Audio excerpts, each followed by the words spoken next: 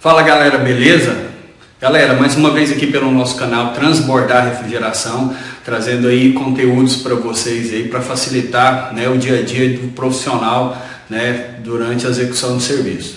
Pessoal, durante todos os dias aí eu venho tratando de vídeos, né, a respeito de como você se comportar diante do cliente. E aí surgiu a necessidade, devido a umas indagações de colegas de trabalho, de alunos, sobre essa questão de bornes do compressor, né?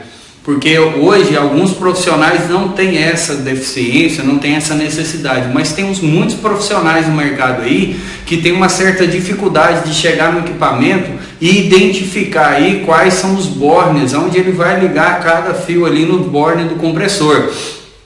Então, de uma maneira bem simples e prática, eu venho trazer para vocês aí umas dicas de como fazer essa ligação de um compressor convencional aí, de um sistema de refrigeração. E aí, pessoal, também eu quero levantar aí uma questão que muitos profissionais de áreas eles não se atentam. Se a gente analisar lá nos bornes, eu tenho três bornes, perdão, lá no compressor eu tenho 3 bornes lá. E isso, o que acontece? Nessa hora de um motor convencional, eu tenho 3 tipos de resistências diferentes. Você já se perguntou aí por que eu tenho essas resistências diferentes ali? Então, olha só, o título do vídeo de hoje é Descomplicando os bornes do compressor. Por que eu preciso entender isso? Para no momento da ligação ali eu não cometer uma falha, não cometer um erro, aonde vai comprometer todo o sistema e o compressor, que é o coração desse sistema, ele vai ser o mais prejudicado, vai vir em quebra, vai vir a queimar, né? Então olha só, quando você chega lá no sistema, você se depara com 3 pontos aqui, que é o ponto aí, ó, ponto 1, 2 e o ponto 3. Nesse exato momento você vai pegar aí o seu multímetro ou o alicate amperímetro com as pontas de prova e colocar no símbolo de resistência, que é o símbolo da ferradurazinha lá, símbolo de ohms.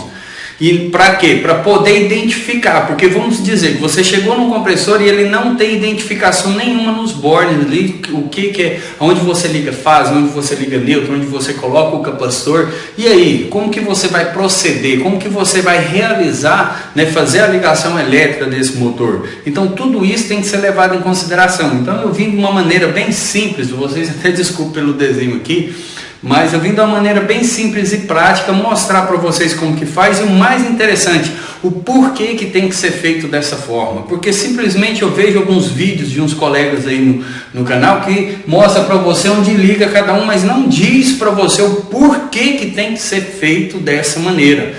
E isso é uma questão muito importante da gente levar em consideração. Então vamos lá, eu coloquei aqui ó, 1, 2 e 3, simbolizando os 3 bornes do compressor. E eu mostrei de uma maneira aqui, simples, que existe por dentro um bobinamento ali de cobre elétrico que liga esses 3 pontos aqui. E aí por isso eu vou achar esses valores de resistência. E aí no qual eu coloquei R1, R2 e R3, que simbolizando a resistência 1, resistência 2 e resistência 3. Tá, Jorge? Então vamos lá. Como que funciona? A partir do momento que você selecionou no seu multímetro ali a escala de resistência, né? Você vai identificar os pontos aqui. Então você irá achar 3 valores de resistência, no qual eu coloquei aqui. Quando eu for medir desse ponto 1 até o ponto 2, eu vou achar o primeiro valor. E aí, hipoteticamente falando, eu disse que eu achei no meu multímetro o valor de 3 ohms. Depois eu aferi do 2 até no 3, eu achei 7 ohms. Esse também é um valor hipotético, tá, pessoal? Então eu achei um segundo valor, que é maior do que o primeiro. E num terceiro momento eu vou aferir do ponto 3 até o ponto 1. Nesse momento eu achei um valor, que é 10 ohms, e aonde esse valor é maior do que os outros dois, só porque existe aqui uma questão que nós temos que observar, porque essa resistência aqui, ela é a somatória das outras duas. Jorge, mas como assim?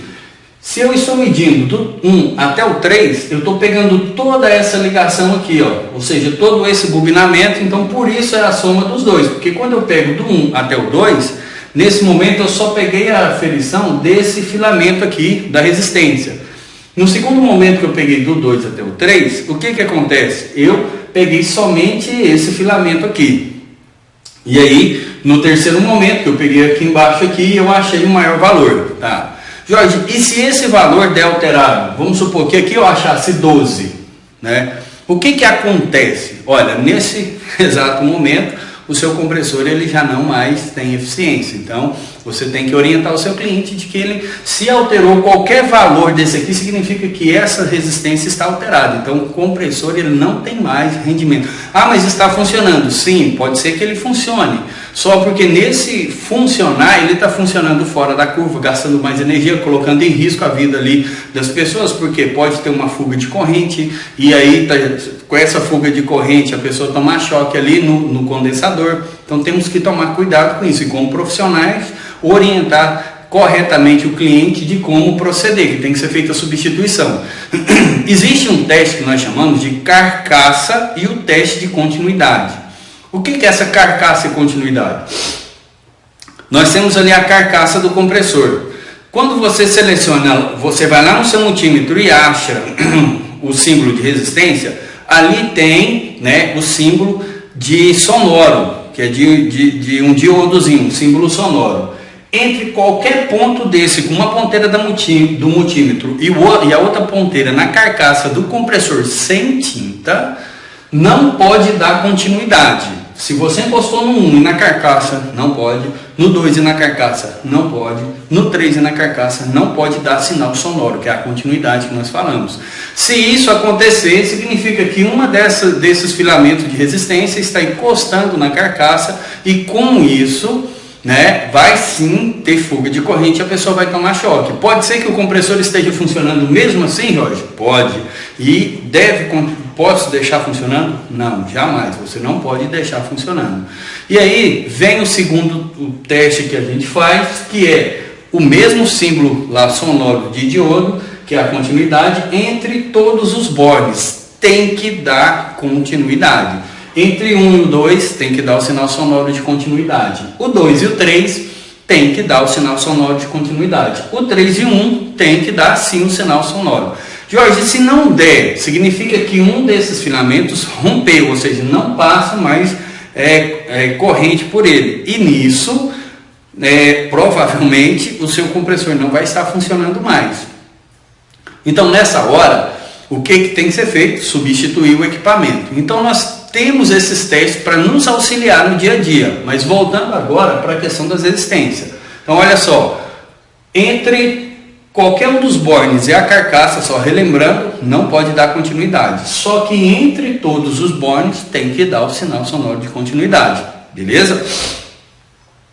Tranquilo. Jorge, tá, eu achei esses valores e agora para mim ligar o meu compressor, como que funciona? Beleza.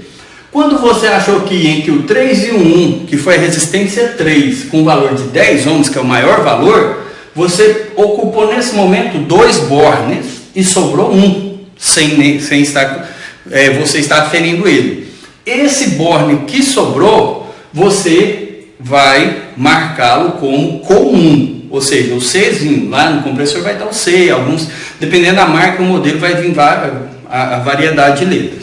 Mas aí, esse comum, lá dentro do compressor, tem alguns modelos aí de refrigeradores e freezer que é fora. Mas lá dentro do compressor, num sistema de climatização, nós temos o protetor térmico, que é quando o compressor atinge uma certa temperatura, que na maioria dos casos é 90 graus, 90, 96, dependendo do fabricante.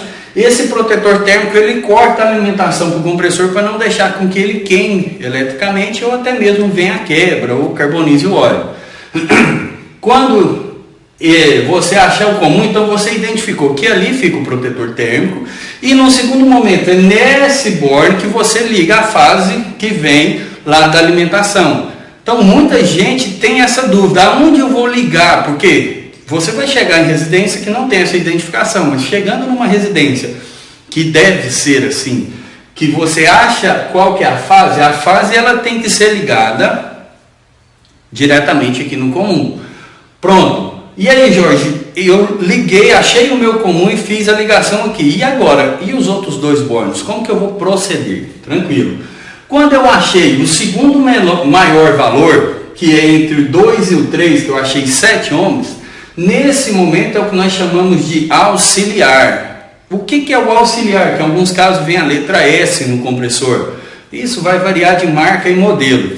Nesse lugar você vai ligar o seu amigo, o nosso amigo, né, capacitor. Esse cara aqui, ó, é o ponto 3 aqui. Quando do 3 para o 2 eu achei o segundo maior valor, eu vou ligar o meu capacitor. Jorge, mas e aí? Pronto, o único borne que sobrou sem identificação, que é o 1 e o 2, que foi o borne 1, onde eu achei o primeiro valor, que foi o valor mais baixo. Nesse cara aqui é onde eu vou ligar o que? O neutro. Lembrando que lá no capacitor você vai fazer uma alimentação puxada do neutro, né? Mas aqui o neutro ele vem diretamente no 1, que é o que nós chamamos de trabalho, que em alguns compressores vem a letra R. Então, para você poder identificar, num resumão achei o maior valor, entre dois bornes vai sobrar 1. Esse borne maior que sobrou é o comum, onde vai ser ligada a fase. Achei o meu, se você quiser fazer dessa forma, o meu segundo maior valor, sobrou o quê? Um outro borne. Nessa hora aqui eu vou ligar o quê? Um neutro. Então, se sobrou, eu medi entre o 3 e o 2, sobrou 1. Esse aqui é o segundo maior valor? Beleza. Então, eu vou ligar nesse cara aqui, o neutro. E aí, o único borne que sobrou sem identificação foi o 3. Nesse aqui, eu vou ligar o capacitor, que é o auxiliar. Beleza? E então, pessoal, quando eu faço essas identificações com o multímetro, se eu cheguei no compressor, não tem nenhum tipo de informação, eu não tenho essa informação, não sei onde eu vou ligar nada ali. Com esse teste aqui eu consigo fazer a ligação. Lembrando que no começo do vídeo eu mostrei para vocês como que eu identifico se essas bobinas aqui estão rompidas ou até mesmo se perdeu o verniz, está encostado na carcaça ou em qualquer outro componente que leva até a carcaça. Deu continuidade entre as três, ok. Não deu continuidade entre as três, está rompida. Beleza? Segundo teste que eu passei, entre qualquer uma delas e a carcaça do compressor, não pode dar continuidade. Se deu continuidade, seu compressor ele está comprometido e você tem que fazer a substituição do mesmo. Então, esses tipos de teste vêm contribuir e nos ajudar no dia a dia. Tranquilo? E aí, pessoal, o que é o grande X da questão? Por que eu tenho esses três valores diferentes? Eu procurei, fui em diversos vídeos aí, quando o pessoal mostra para o profissional como que ele faz essa identificação, tranquilo, até aí, beleza. Só porque eu tinha uma curiosidade, e acho que muitos de vocês têm, porque nesse caso de um compressor convencional, um compressor comum, né, eu tenho três valores de resistores diferentes.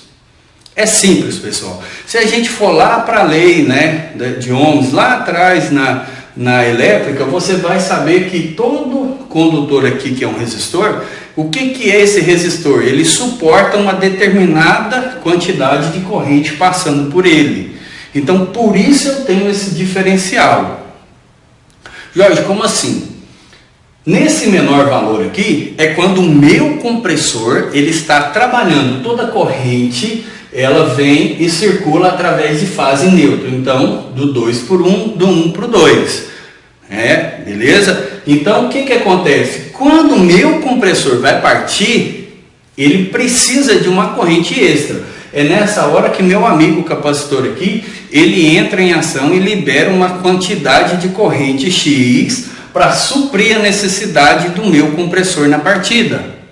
Ixi, e agora, hein? Como assim, Jorge? Imagina comigo aqui, ó. Esse cara aqui, o compressor, ele está parado, ele está em repouso. Então eu tenho um eixo ali parado, que no momento em que o meu sistema solicita que esse compressor parta, ele tem que vencer a inércia desse eixo parado para que ele comece a circular e nessa hora ele faça com que circule o fluido refrigerante no sistema, que é o trabalho do compressor. Então, pessoal, para vencer essa inércia do eixo parado aí é que é o grande problema, porque nesse momento esse cara aqui, o compressor, ele precisa de uma grande quantidade de corrente. Essa corrente ela é elevada, muito elevada. Para vocês terem uma ideia, dependendo do modelo, do tipo de compressor, da hora da partida, ele vai de 10 a 15 vezes o valor da corrente dele trabalhando normal. E aí, nessa hora, se eu não tiver uma fonte extra reservada aqui, sabe o que vai acontecer? Ele vai pegar do sistema e vai puxar tudo para ele. E aí ele compromete o sistema por completo. Então, por isso eu tenho um capacitor. Só que aí, se esse capacitor tem aqui uma grande quantidade de corrente armazenada, de energia armazenada, e quando o meu sistema solicitar ele descarregar nesse filamento que a resistência é menor, ela não vai suportar. Em determinado momento, ela pode romper de imediato, ou ela vai se enfraquecendo com o decorrer dos dias, e vai chegar um momento que ou vai encostar na carcaça e começar a dar fuga de corrente, ou mesmo vai romper e não vai mais funcionar. Então, por isso você tem que fazer a correta identificação e a correta ligação desse sistema, que cada borne você ligar o seu determinado fio, o seu determinado dispositivo. Então, se você pega aqui o meu capacitor e ligo aqui onde tinha que ser ligado o trabalho, né, toda hora que o sistema for partir, esse cara joga corrente nessa resistência mais fraca. Então, ela não vai suportar por um período, ou então até mesmo de imediato ela vai romper. Quem que vai quebrar? O compressor. Entendeu? Então, é por isso que eu tenho esse diferencial. E aqui na resistência maior, é claro, porque é a soma dos dois. Mas esses dois valores aqui que eu tenho, o que você precisa entender é isso. O valor menor é porque nessa hora que o compressor já venceu a inércia do eixo, já está trabalhando de acordo, o que está acontecendo aqui? A corrente é baixa. Então vamos pegar um valor hipotético, que esse compressor trabalhando, a corrente nominal de trabalho dele seja de 2 amperes. Né? No momento da partida dele, no mínimo vai ser 20 amperes. Vai ser de 20 a 40, porque é de 10 a 20 vezes o valor da corrente nominal de trabalho. Então imagina comigo aqui, se eu tenho aqui passando uma resistência, né, que suporta 2 amperes, e aqui, vamos dizer hipotéticos 10 vezes mais, aqui essa aqui suportaria 20, entendeu? Aí o que acontece? Eu tiro esse capacitor daqui e ligo nessa aqui. E aí o que acontece? Toda vez de partir, ele espera 2 e o meu capacitor joga 20. Ele espera 2 e joga 20. Neste caso aqui, eu tenho uma resistência, o que acontece? Muito alta e uma corrente baixa tentando passar por ela. O que vai acontecer? Vai faltar alimentação chegando aqui de corrente. Então tudo isso influencia. Nessa hora o compressor demora mais a partir, ele vai fazer aquele barulho feio aí que muita gente chama de ronco, né? Mas ele vai fazer aquele barulho feio tentando partir, ou até mesmo na partida, e o consumo de energia vai lá em cima. Quem vai sentir é o meu cliente. E aí vem um fator crucial, que é o quê? O desgaste prematuro do sistema, do componente que é o compressor, e ele vai, com um pouco tempo de trabalho, ele vai quebrar. Então nós precisamos começar a entender isso. Por quê? Porque quando a gente pega, identifica corretamente e faz a ligação correta aqui, o que vai acontecer? O sistema vai trabalhar uniforme, né? Ele vai trabalhar dentro dos parâmetros e com isso ele vai entregar o que realmente ele foi feito para entregar. Então muitas vezes o fato de você virar e fazer essa ligação errada, vai acontecer o quê? Do seu sistema sempre sobrecarregar essa resistência, que é menor, e essa resistência que deixar faltar alimentação. Então é por isso que muita gente, quando me liga, me manda mensagem no WhatsApp falando: olha, Jorge, aqui o capacitor é de, sei lá, 30 microfarads, eu posso pôr um de 40?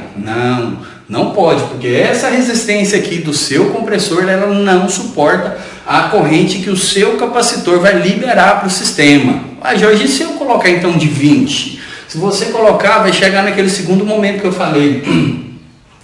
Essa resistência aqui, ela vai dificultar a passagem da corrente, porque a corrente é mais baixa do que do que pode passar por ela, e aí vai faltar alimentação na partida. O seu compressor vai partir com uma certa dificuldade. Se às vezes ele nem chega a partir, que é o que acontece quando o capacitor perde a sua capacitância, e nesse momento você compromete o sistema. E aí é onde vem os transtornos, com o equipamento demorando a partir, fazendo barulho, o compressor ele começa a queimar, ou até mesmo a dar fuga de corrente, dar choque. Tudo isso vem através de uma identificação mal feita, ou até mesmo de um dimensionamento, né, errado.